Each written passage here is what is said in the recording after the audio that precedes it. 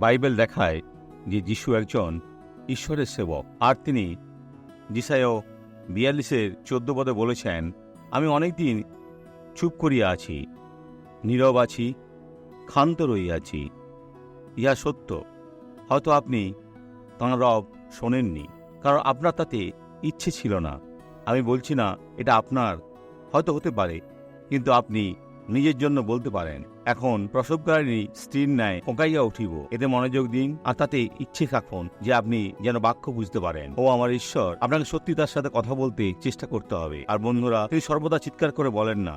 প্রসবকারী স্ত্রীর প্রতি 8 মিনিট, প্রতি 5 মিনিটে যন্ত্রণা হয়, আর প্রতি 3 মিনিটে, আর এটা 35 সেকেন্ড অবধি থাকে যেমন হয়।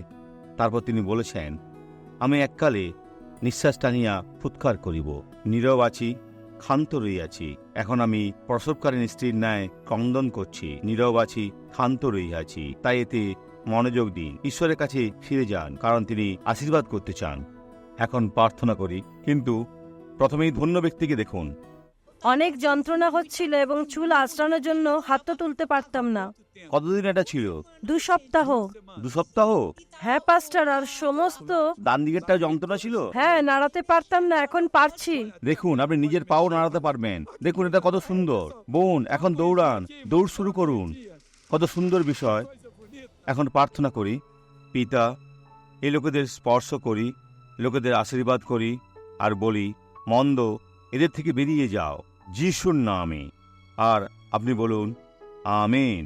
ঈশ্বর আশীর্বাদ করুন।